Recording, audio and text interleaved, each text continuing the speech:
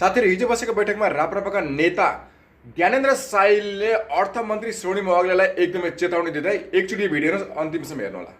यो देश चाहिँ गाउँका किसान, मजदुर र सामान्य नागरिकले बिगारेका होइनन्।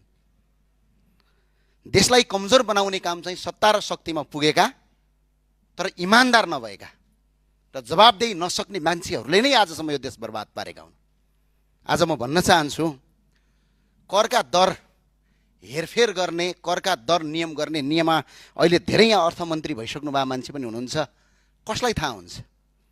नेपाल सरकारका सचिवलाई पनि थाहा हुँदैन त्यो कुरा। त्यो सीमित अर्थमन्त्री र अर्थमन्त्रीज्यूले स्वीकृत गरेका व्यक्ति बाहेकहरूलाई थाहा हुँदैन।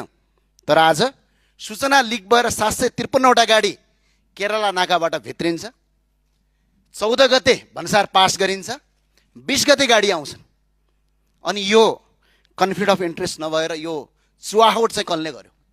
अनि सरकारले छानबिन समिति बनाउँछ, बडा गजबको। आफै छानबिन समिति बनाउने अनि कर्मचारीलाई डाम्नेतिर जान्छ। हामीलाई थाहा छैन?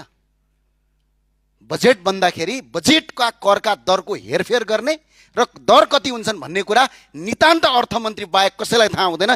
यदि त्यस्तो अपराध गरेको ठहरेमा राजद्रोहको मुद्दा चल्ने नेपालमा कानुनी व्यवस्था छ। सम्माननीय सभामुख महोदय, आज कसको आधारमा यो गरियो, यसको जवाफ अर्थमन्त्रीले संसदमा दिनुपर्छ। एकदम सही भन्नुभयो राप्रपाका नेता ज्ञानेन्द्र साईले। साँच्चै नै यो देश बिगार्नमा कुनै जनताहरूको हात छैन। यो देश बिगार्नमा सबैभन्दा ठुल्ठुला नेताहरू बिचौलियाको हातको कारणले आज यो देश यो स्थितिमा पुगेको। र अहिले फेरि नयाँ सरकारको नयाँ अर्थमन्त्रीले पनि यही चाल चल्न लाग्यो भने हाम्रो पुरानो र नयाँ अर्थमन्त्रीमा के अर्थ रह्यो? नयाँ सत्ता र पुरानो सत्ता आखिरमा त्यही ड्याङको मुला भयो भने आखिर जनताले फेरि के पाउने? त्यही लड्डु।